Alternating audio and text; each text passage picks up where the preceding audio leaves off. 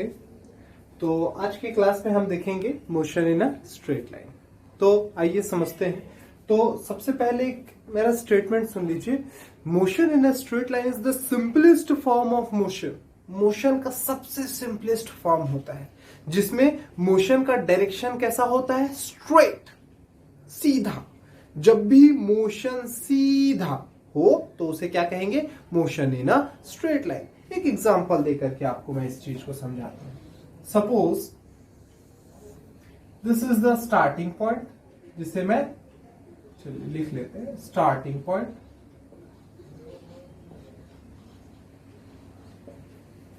यहां से कोई ऑब्जेक्ट स्टार्ट करता है eight 10 AM।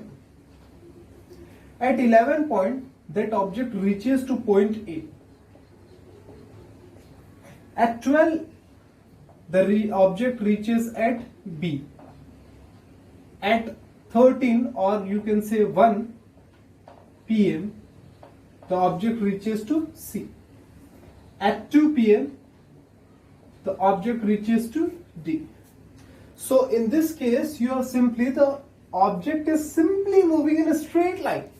So whenever an object does or perform this kind of motion is called motion in a straight line. ठीक है? Now after getting a simple concept of motion in a straight line, we have to understand two very important statements. The terminology for that statement is distance and displacement. ठीक है? So our next topic is distance and displacement.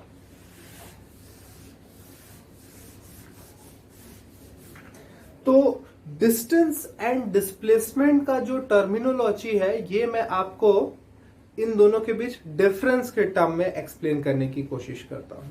तो इसे हम difference के form में समझते हैं। एक साइड हम लिख लेते हैं डिस्टेंस और दूसरी साइड हम लिख लेते हैं डिस्प्लेसमेंट।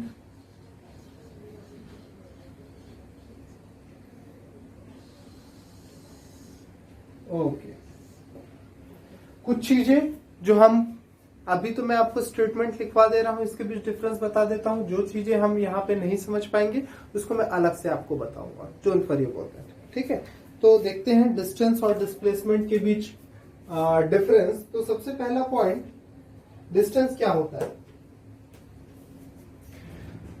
देखिए, ऑब्जेक्ट कितना दूर गया वही क्या कहलाएगा? डिस्टेंस कहलाएगा। मैं यहां से चलना चालू किया और यहां से चलते चलते रायपुर स्टेशन तक चला गया, तो मेरे घर से रायपुर स्टेशन के बीच का जो किलोमीटर के टर्म में डिस्टेंस होगा वही क्या कहलाएगा? Distance, simply. ठीक है, जो दूरी होगी मेरे घर के और रेलवे स्टेशन के बीच वही क्या कहलाएगा? Distance. So simply we can say how far we go.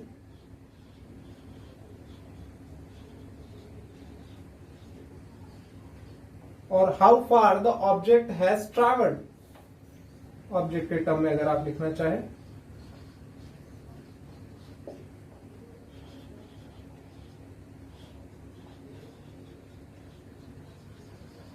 This is called distance.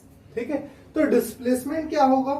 तो डिस्प्लेसमेंट का जो टर्म है इसमें बस एक डायरेक्शन भी जुड़ जाता है, यानी कि हम कितनी दूर गए और किस डायरेक्शन में गए, दोनों चीजें हमको जाननी पड़ेगी। ठीक है, how far we travelled and in which direction, both terms combined together is called displacement. So how far the object moved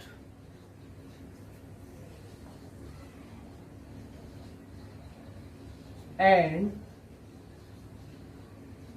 in which direction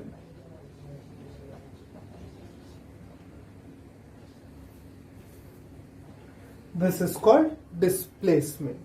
ठीक है, बताऊंगा आपको कि डिस्टेंस और डिस्प्लेसमेंट में डिफरेंस ही हम देख रहे हैं। ठीक है, सेकेंड टर्म देखेंगे हम। डिस्टेंस का मतलब होता है सिर्फ और सिर्फ मैग्नीट्यूड।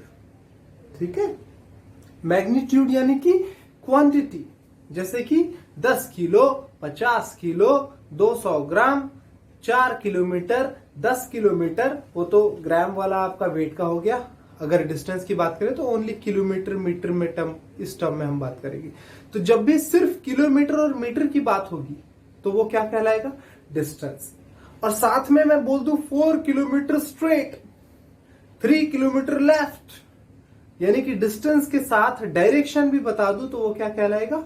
डिस्प्लेसमेंट। ठीक है, तो नेक्स्ट इसके बीच डिफरेंस देख लीजिए। Distance means distance have only magnitude and displacement have magnitude plus direction। ठीक है, displacement is always in straight line।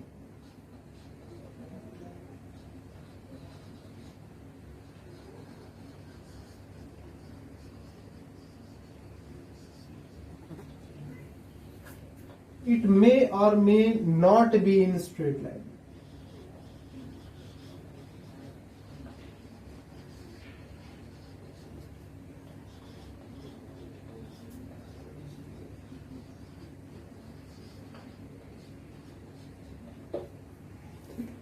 Next point, it is a scalar quantity।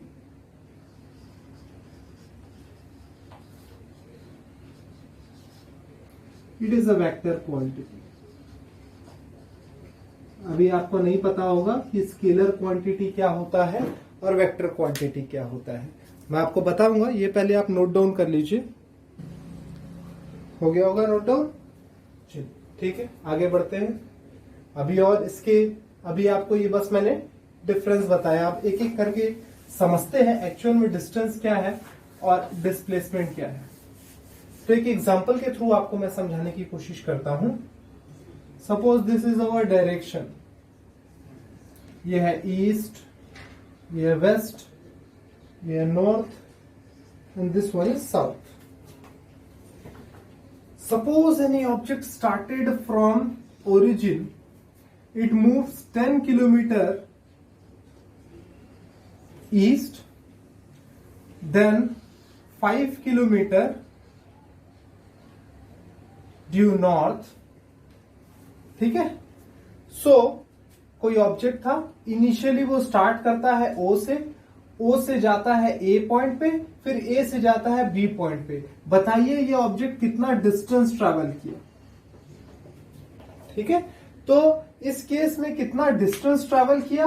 तो distance is what? Total movement. ठीक है, simply total कितना movement हुआ वही क्या कहलाता है? डिस्टेंस। तो कितना मूवमेंट हुआ? ये 10 किलोमीटर और ये 5 किलोमीटर, तो डिस्टेंस कितना हो जाएगा? Moved by this object is 10 + 5 that is 15 kilometre. ठीक है, अब आपसे अगर पूछे कि डिस्प्लेसमेंट कितना हुआ इस केस में, तो डिस्प्लेसमेंट का डेफिनेशन क्या था? The straight line. ठीक है, डिस्प्लेसमेंट का एक स्टेटमेंट याद रखिए, it is the shortest distance between initial and final point. ठीक है, एक डेफिनेशन यहां पे आप लिखना चाहे लिख लिए, it is the shortest distance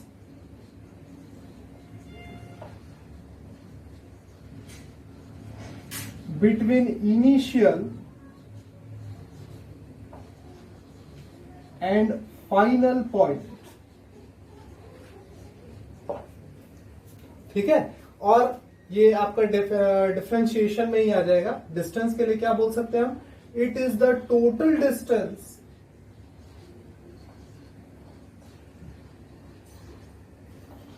between initial and final point.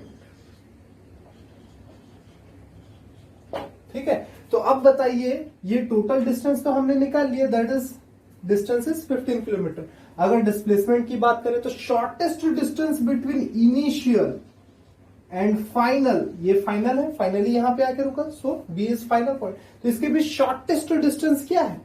तो शॉर्टेस्ट डिस्टेंस इनके बीच क्या है? ये स्ट्रेट लाइन, यही straight line O B OB is what? In this case, OB is shortest distance between initial and final point. ठीक है, तो OB कितना होगा? तो हमने मैथमेटिक्स में पढ़ रखा है. क्या पढ़ रखा है? पाइथागोरस लगाना है. This is hypotenuse.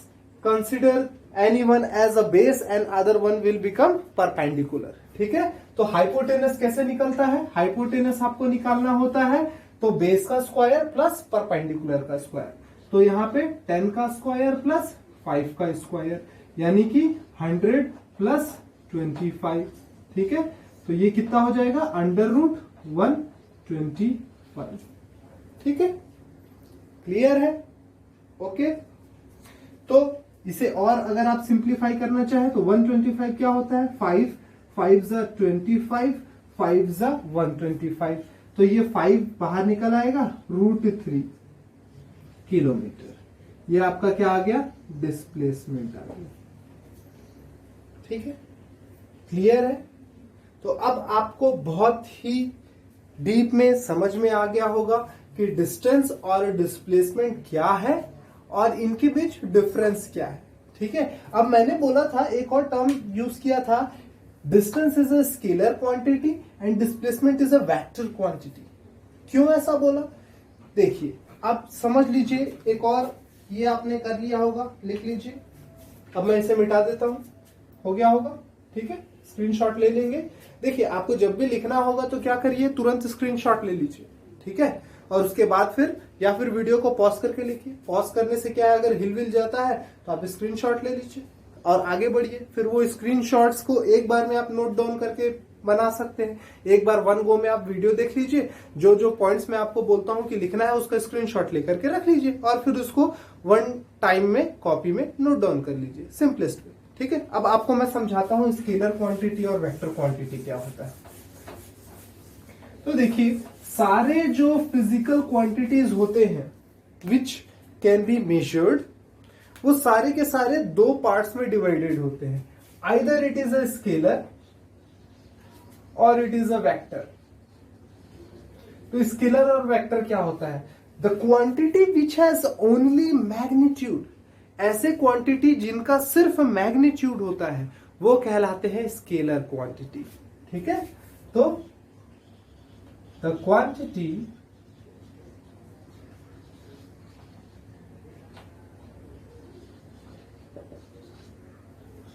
which have only magnitude. ठीक है, जैसे कि आपका वेट. ठीक है, आपका वेट कितना है तो आप बोलोगे 50 किलो. ठीक है, अभी इसके भी मैं बारीकी में जाऊंगा. ठीक है, अभी एक जनरल टर्म में आपको समझा रहा हूं क्योंकि इसकी आपको ज्यादा नॉलेज नहीं है, तो आपको बस एक बेसिक सा नॉलेज दे रहा हूं. आपका वेट कितना है? 50 किलो. सिर्फ आपने क्या बताया? क्वांटिटी बताया. ठीक है, या फिर आपसे मैं पूछ लूं कि आप यहां से, ठीक है, आप अपने घर से स्कूल को निकलते हैं, कितने किलोमीटर है आपके घर से स्कूल? तो आप बोलोगे 15 किलोमीटर. तो 15 किलोमीटर जो आपने बताया वो क्या बताया? सिर्फ मैग्नीट्यूड. ठीक है, और अगर आपसे पूछ लूं कि आपका स्कूल कितने दूर और किस तरफ है तो आप बोलोगे 15 किलोमीटर लेफ्ट चले जाओ. समझ में आया? तो ये जो आपने मैग्नीट्यूड भी बताया दैट इज 15 किलोमीटर और डायरेक्शन भी बताया कि लेफ्ट से जाना 15 किलोमीटर. तो जब ये दोनों क्वांटिटी आप बताएंगे, magnitude plus direction, then the quantity is called vector quantity. ठीक है, तो इसका डेफिनेशन हम क्या बोल सकते हैं? The quantity which have both magnitude and direction. So these quantities are called vector quantity. तो थोड़ा सा बस हमको स्केलर और वेक्टर क्या है ये जानना था, ये हमने जान लिया. ठीक है, अब सारे जो डिफरेंस वाले पॉइंट हमने लिखे हैं वो आई थिंक आपको क्लियर अप हो गया होगा.